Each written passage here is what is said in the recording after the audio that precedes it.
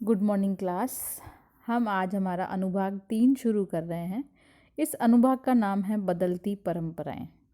इसमें आपका टॉपिक 7 है, बदलती हुई सांस्कृतिक परंपराएं। यूरोप क्षेत्र में बहुत सारी सांस्कृतिक परंपराएं बदल रही थी। उससे इटली के नगर का पुनरुत्थान हो रहा था। इसके बारे में हम पढ़ेंगे इस अध्याय में, इस लेसन में। तो आप देखें, पहले इसकी जो भूमिका दी गई है, जो इंट्रोडक्शन दिया गया है, उसमें बताया गया है कि 14वीं शताब्दी से लेकर के 17वीं शताब्दी के अंत में यूरोप में नगरों की संख्या बढ़ रही थी। नगरीय संस्कृति का विकास हो रहा था। नगर में जो लोग थे वो अपने आप को सोच रहे थे हम गांव के लोगों से अधिक सभ्य हैं। और इन नगरों की बात करें तो फ्लोरेंस, वेनिस, ये 2 नगर थे जो कि रोम कला और विद्या के केंद्र बन गए थे। ये 2 नगर उस समय विशेष चर्चा में थे। नगरों के राजाओं और चर्च से थोड़ी बहुत स्वायत्ता इन नगरों को मिली हुई थी और यहाँ नगरों में कला और ज्ञान का विकास हो रहा था, केंद्र थे। और अमीर और अभिजात वर्ग, जो उच्च वर्ग थे, वे लोग कलाकारों और लेखकों को अपने आश्रय दे रहे थे, उनका कार्य करवा रहे थे।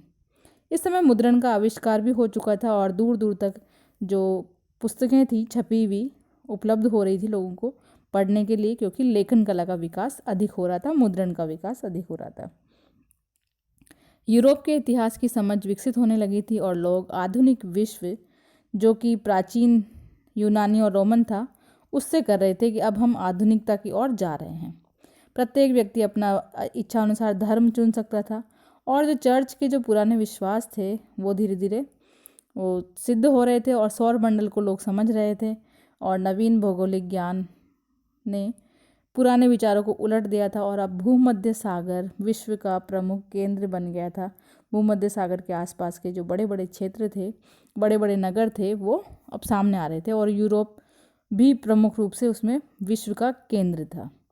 अब बात करें हम 14वीं शताब्दी की, तो उस समय यूरोप की इतिहास जानकारी को प्राप्त करने के लिए अनेक प्रकार के दस्तावेज थे, मुद्रित पुस्तकें थी, चित्र थे, मूर्तियाँ थी, भवन थी और वस्त्र थी। उस समय इन सबसे हम उस समय की जानकारी प्राप्त कर सकते हैं। यूरोप और अमेरिका में अभिलेखागारों, कला, चित्रशालाओं और संग्रहालयों को सुरक्षित रखी गई है, जिनसे हम उस समय का इतिहास जान सकते हैं, 14वीं शताब्दी का। 19वीं शताब्दी के एक इतिहासकार ने रेनेसा यानी पुनर्जन्म, जिसको हम पुनर्जागरण शब्द के अर्थ में लेते हैं, उस समय के सांस्कृतिक परिवर्तनों को बताता है कि किस प्रकार से यूरोप में पुनर्जागरण हुआ और कैसे लोगों ने अपनी संस्कृति को बदला। स्विट्जरलैंड के जो ब्रेस्ले विश्वविद्यालय में एक इतिहासकार थे, जैकब बर्कहॉर्ट, इन्होंने भी इस शब्द पर बल दिया है कि रेनेसा पुनर्जागरण उस समय हुआ और इन्होंने इस शब्द का प्रयोग अपनी पुस्तकों में भी किया है। और ये जो जैकब और बर्कहॉर्ट थे, ये लियोपोल्ड वॉन रोके के विद्यार्थी थे, जबकि इनका प्रमुख जो उद्देश्य यही था कि इतिहास में जो भी दस्तावेज या फाइलें आदि हम इस्तेमाल करते हैं उसमें पूरी जानकारी होनी चाहिए। बर्कहॉर्ट इस बात को ज़्यादा प्रस्तुत करना चाहते थे कि हम हमारी लेखन में केवल राजनीतिक तक को सीमित नहीं रखें, राजनीति की बातें नहीं लिखें, बल्कि उस समय की संस्कृति कैसी थी, संस्कृति में क्या परिवर्तन थे, उसको लिखें। तब 1860 में बर्कहॉर्ट ने the civilizations of the renaissance in Italy ये पुस्तक लिखी, पुस्तक की रचना की और इन्होंने पाठकों का ध्यान साहित्य, वास्तुकला, चित्रकला, इसकी ओर ध्यान दिलाया लोगों को, लिखने वाले लेखकों को भी और पढ़ने वालों को भी। 14वीं शताब्दी से लेकर के 17वीं शताब्दी में इटली के नगरों में कैसे मानव संस्कृति पनप रही थी, इसके बारे में इन्होंने लिखा। और यह संस्कृति ऐसा विश्वास था कि लोग अपने आप को धीरे धीरे परिवर्तित कर रहे हैं और दक्ष हो रहे हैं और धीरे धीरे ऐसा व्यक्ति मध्यकालीन मानव पर चर्च का नियंत्रण था, उससे कुछ परिवर्तन हो रहा है। अब बात करें इटली नगरों में पुनरुत्थान कैसे हुआ।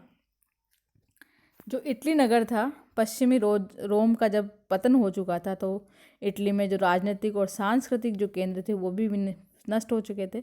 कोई उस समय सरकार नहीं थी। रोम का जो पोप था वही अब उस समय सार्वभौम था, यानी वही सत्ता चला रहा था और यूरोपीय राजनीति में इतना ज़्यादा प्रभाव नहीं था, यानी कोई मजबूती नहीं थी उस समय, बिखरा हुआ था सब कुछ।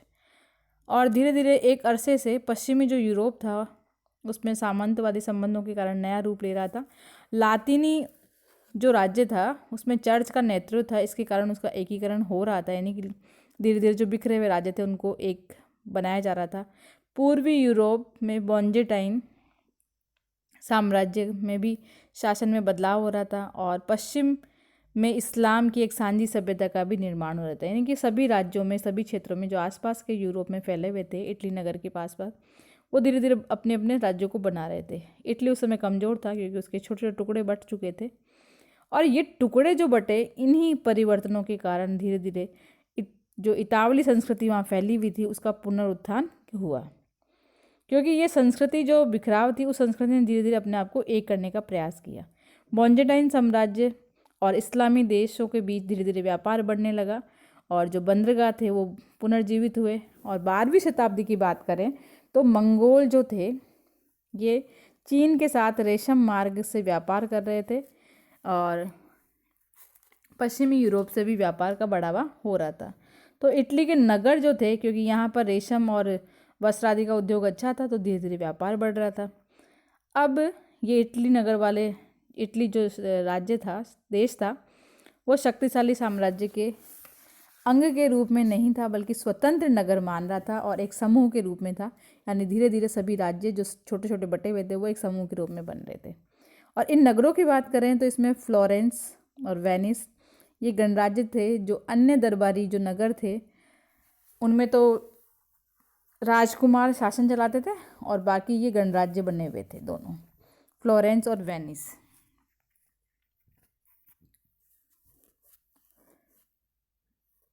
सर्वाधिक जो सही शहर थे या जिनको हम जीवन शहर कह सकते हैं वो वेनिस था, एक पहला राज्य, और दूसरा जिनेवा था। और यूरोप में जो अन्य क्षेत्र थे उन पर अगर दृष्टि डालें तो उस समय सामंत वर्ग और अधिकारी वर्गों का राज्य था और नगर के जो धनी व्यापारी या महाजन नगर थे वही कार्य कर रहे थे और धीरे धीरे इन्हीं के कारण नागरिकता की भावना फैल रही थी और जो सैनिक तानाशाह था उनके हाथों से मैं तब तक रहा जब तक कि नगर के निवासियों ने नागरिक कहने का गर्व अनुभव करने लगे थे। कहने का तात्पर्य यह है कि जैसे जैसे नागरिकता का विकास हुआ, लोगों में नागरिकता की भावना आई, तो फिर धीरे धीरे तानाशाह समाप्त होने लगा और लोग अपने जीवन को सुधारने लगे। अब बात करें हम नगर राज्य की, तो यहाँ एक लेख बताया गया है जिसमें कार्डिनल गैसोपारो ने, जो एक लेखक हैं, इन्होंने एक पुस्तक लिखी है, ग्रंथ लिखा है, Commonwealth and government of Venice. इसमें वेनिस राज्य के बारे में बताया कि कैसे लोकतांत्रिक सरकार बनाई गई। इसमें 25 वर्ष से अधिक आयु वाले जो सम्भ्रांत वर्ग थे उनको भी स्थान दिया गया वेनिस के संयुक्त मंडल में। इसके बारे में बताया गया है कि सामान्य जनता के जो नागरिक हैं वो वर्ग में आते थे जिसमें संयुक्त मंडल के शासन की बागडोर को उनको भी धीरे धीरे शामिल किया गया। पहले पहले जो विचार थे कि इनको शामिल नहीं किया जाए, लेकिन बाद में इनको उस संयुक्त मंडल में अपना सदस्य बनाया गया। और ये देखा गया कि जो उच्च अभिजात वंशीय जो लोग हैं वो ही केवल सत्ता में नहीं रहे, बल्कि साथ में कुछ ऐसे विशिष्ट गुण वाले उदात्त व्यक्ति हैं जो सरकार चलाने के अधिकार में हो, जो सरकार को सही चला सके, वो भी रहे। तो इस तरह से धीरे धीरे नगर राज्यों का विकास उस समय हो रहा था।